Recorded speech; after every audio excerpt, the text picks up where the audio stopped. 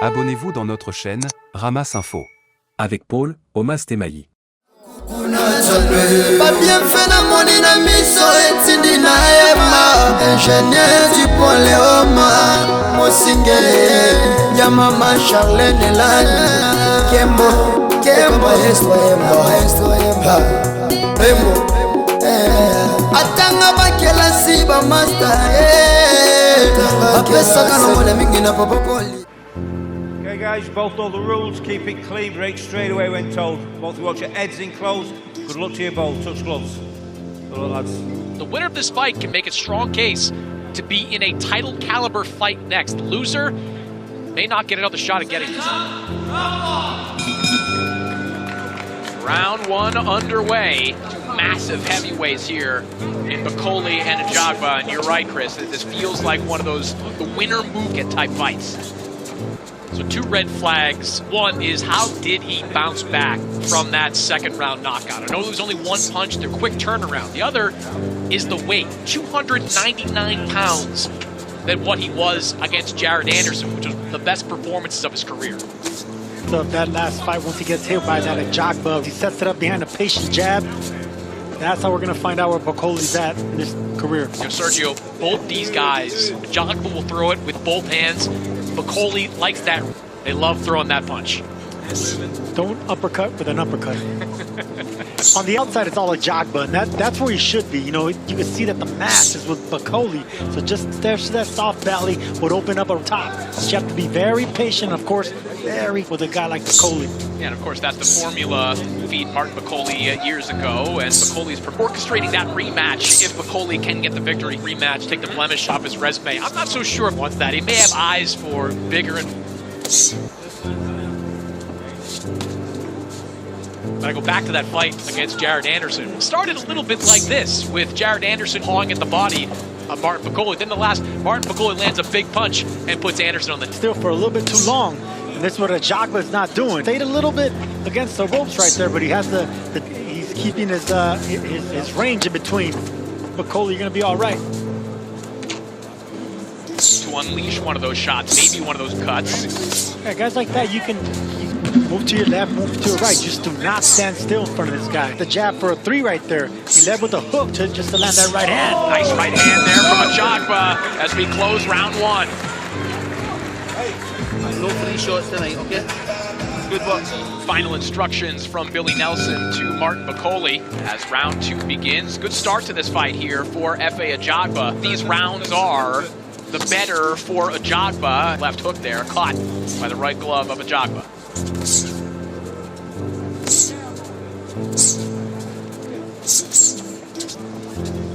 Up a little bit here. There's a good right hand. Pointed out, this isn't an unfamiliar pattern for BAKOLE fights where there's kind of a very quiet, and then before you know it, there's because he just scored a knockout victory. Yeah, it looked like Jared Anderson first round on his way to the round. And Martin BAKOLE landed one of those kind of clubbing shots in dynamic. Yeah, guys like BAKOLE, you can out. That's their strategy. You know, they're gonna lose rounds studying and knowing that this man, these guys are just waits for that right shot, the power shot, and he's like that. Long arms. Have so much power without really stepping. I'd put Vitaly Klitschko on that list as well, what is largely an arm punch. Picking up his activity here in the second round, at least relative to what he was doing one. Touching the body there of Ajagba. Nice long range there, just grazes Ajagba. Ajagba is the boxer in this fight. Since Ajagba came up, heavy-handed guy, scary guy with power in both hands. And you'd have to think that Ajagba lean on that athleticism in this fight for Ajagba. And if that is what he needs, news for Ajagba, because who he was working with in Houston, Danny Arnold, who also trained Clowney, said that Ajagba compared favorably to an NFL defensive back.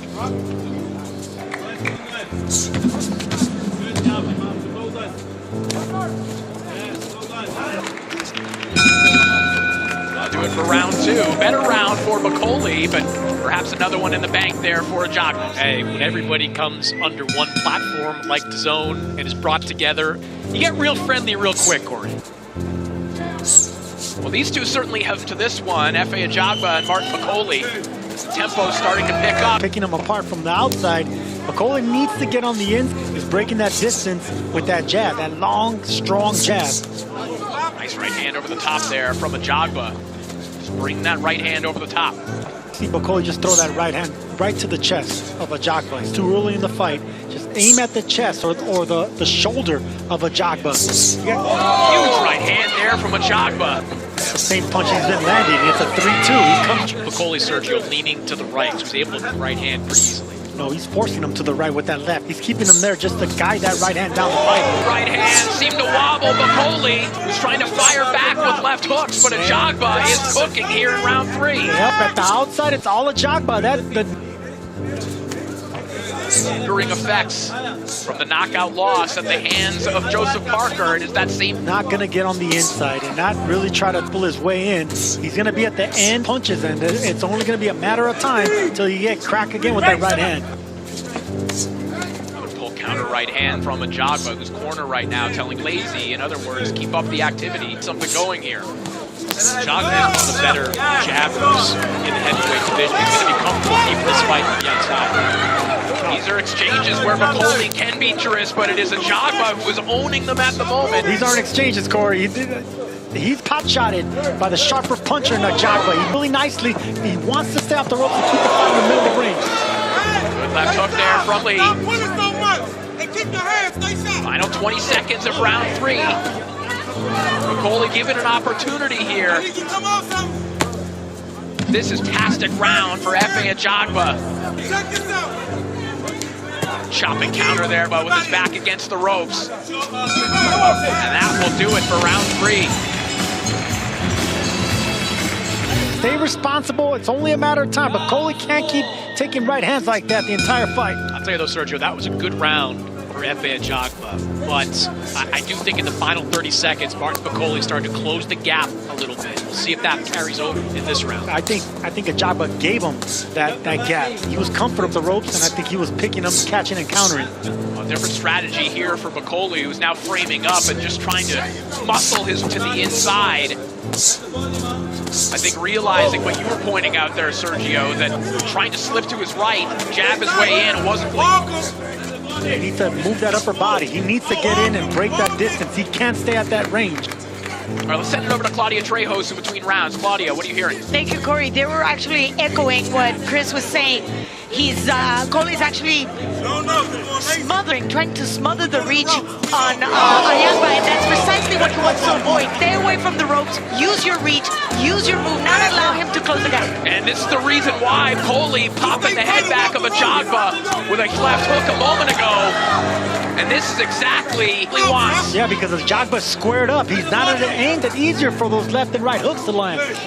Hasn't stopped a couple of times, but I have more questions about the Ajagba knocked him down or wobbled him. Ajagba looked a little steady as he was navigating his way back to the ropes here. Now to fight his way off the ropes, but he's got a Colossus in front of him trying to keep him there. I mentioned Foreman. This is like a Foreman-esque dude to a fight like this, where you just, if you're BAKOLE, taking punches until you can land one to chain.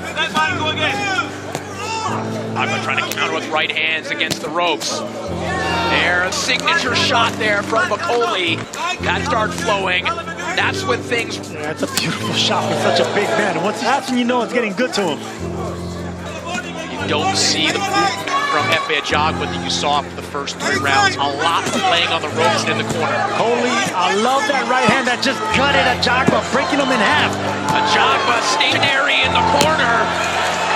He's absorbing a lot of shots, but those are heavy, heavy shots, just grinding Ajagba down. And those shots, Sergio, the right hand is kind of that crew right hand that Gennady Golovkin kind of made famous years ago, looking for that top of the temple shot. Giving you an entrance, you got to go over the top. 4 straight punches down the pipe, but BAKOLE just keeps plowing forward. Squared up, giving up that right side of the face. BAKOLE, it's only a matter of time till he starts throwing that left and right. Look, there's that corkscrew punch that you were talking about, man. It's coming over the top of the head right there. Round 5 underway, and there's been a major momentum shift in this one. Again, we talked about that familiar pattern in Martin BAKOLE fights, and it is showing. Anderson started boxing, moving, getting confident with that jab. Going for a 240-pound heavyweight to the ring for the course of a fight. Like Efe Ajagba is not. He's been being asked to work hard early in this fight.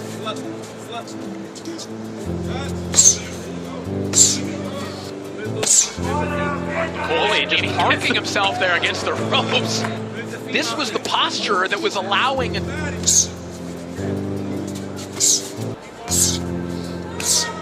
Showing that right now, but it's only Ajagba. Barely missed that right hand. I think BAKOLE's getting a little bit to roll that right hand of Ajagba just to come back. I don't think he's quick enough to do that. Yeah, he's looking at. I agree. Double and triple your way in, and then get to the side of BAKOLE and start. It's also a curious decision to kind of take the. You had a good performance in the 4th round, but you're probably losing it to an avalanche a little bit. There was a scary moment. Rolled within, got a bigger right hand. Whose idea it was to. Yeah, momentum shifted right back to Efe Ajagba. Happy ball. Hey, you're world champion. Come on. Hey. Come on. BAKOLE that was looking dominant, and right before the round began, they're trash talking. And Chris Bendix, let's take a look at your scorecard. Yeah, 4 rounds to 1 in favor of Efe Ajagba. 4th round was obviously Martin BAKOLE landed his best shot. Then there was that perplexing last round where Martin BAKOLE decided to maybe give himself a bit of a break, but 49-46 on my scorecard. Saying, come on, man, stop and fight. But no, Ajagba shouldn't do that. He should do it bouncing on his feet, moving laterally, using the. See BAKOLE staying in the middle of the ring. BAKOLE attempting here, Sergio, what is a part of his game. Opponents of his in the past, it's imperative on Ajagba. It's a lazy strategy by Martin BAKOLE, you know, but sometimes fighters fall for that. In the last few fights, very smart guys don't engage with this guy. You know, it feels like you're winning really easily, and it just takes one shot, just like that just bloodied his nose. BAKOLE immediately producing some blood from the nose of Efe Ajagba. You saw him wipe it away. Here we go. Pretty awkward punch to throw. To throw a 1-2 downstairs. I've never heard of that. Because if you're the taller man, that once you throw that right hand, you're going to be vulnerable to something punching tall fighter. Nice right hand there by BAKOLE. Another good round in the bank for Efe Ajagba.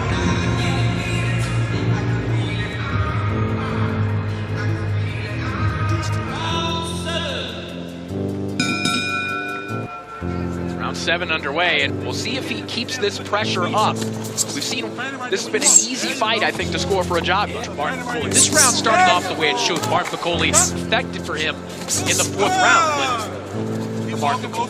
Nice right hand that connected.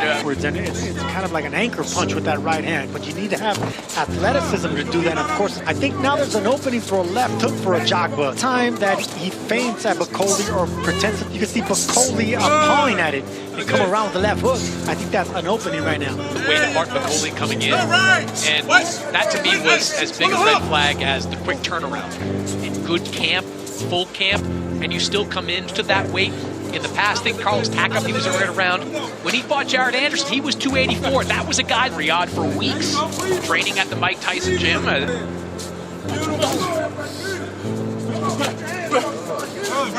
Bothered by the fact that he's losing rounds. He's thinking.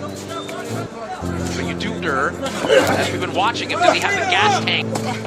Nice counter right-handing. Stopped on a dime just to counter with that right hand. Dude, to get the respect out of a monster like BAKOLE, he's going to keep coming. He's going to take your best shot. Focus or gets lazy like they've been telling him in the corner. This is easy work for Efe Ajagba right now, just bouncing on the toes and popping that jab. You know, right now, Sergio, I know you're not a fan of the rah-rah speech, but Martin BAKOLE needs a rah-rah speech going, because this fight's slipping away from him. A little bouncing right now.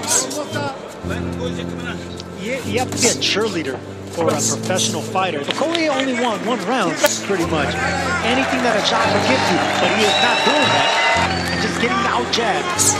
I think there's always room for the old, we're all firefighters out here. There's room for those kind of speeches in boxing. Dean Richardson,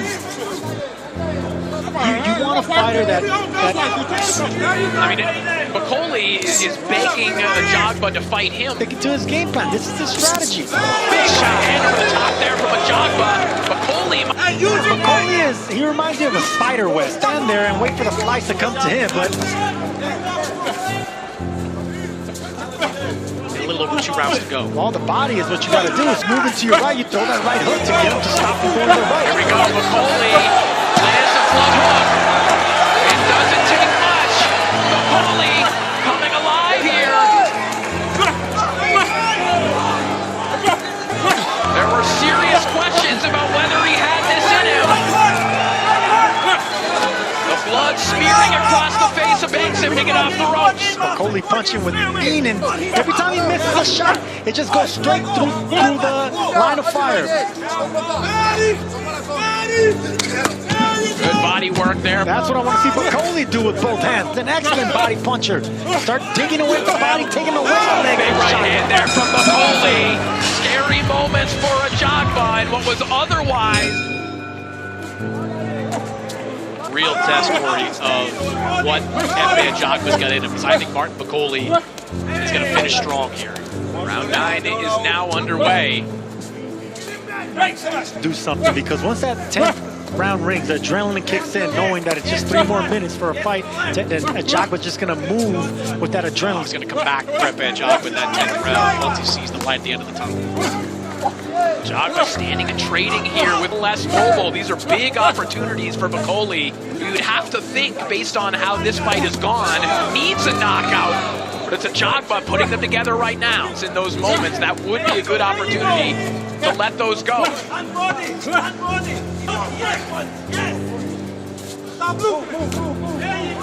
Right hand there from BAKOLE. And these are shots that he doesn't need a big windup. He needs to touch you to produce an adverse reaction. Wide ones, and of course, it's always the short ones that count. Fighter, really smart fighter, because he's great at distance when he has the range, but on the inside, he doesn't pull back the punches. They're little short shots just to keep his opponent off him.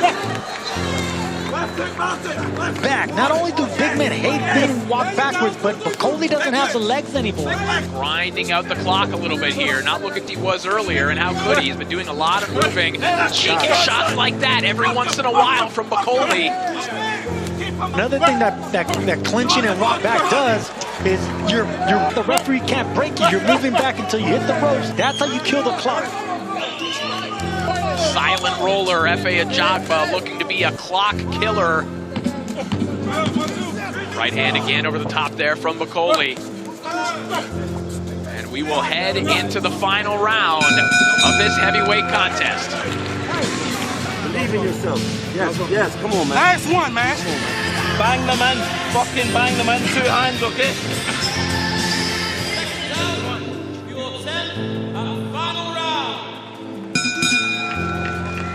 And now you would have to think that F.A. Ajagba for him here for 3 minutes. Not even stay on his feet, just stay at range. Good run over the last 2 rounds by Martin BAKOLE to close the gap. It was largely dominated by F.A. Ajagba, so 87-84, back to his own knockout power. But Chris, we saw Ajagba get hurt late, vulnerable. He does have a tendency to keep that chin up in the air.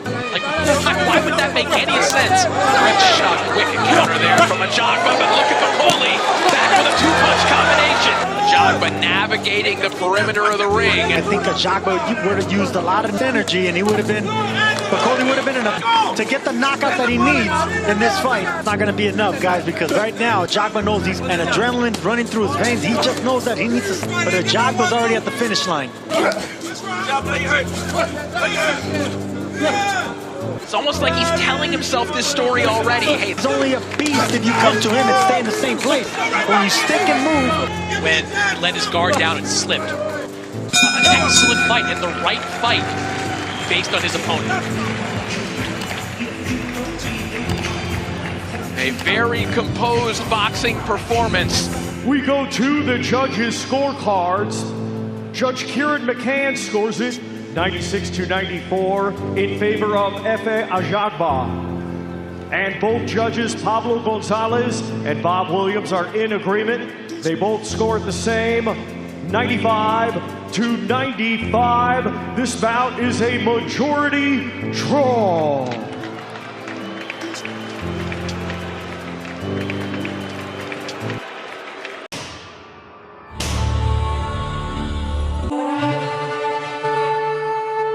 Abonnez-vous dans notre chaîne, Ramasse Info. Avec Paul, Omas Temayi. Pas bien fait na moni na miso etindi na ema. Ingénieur du pont Léoma Mosingele ya mama Charlene Elani Kembo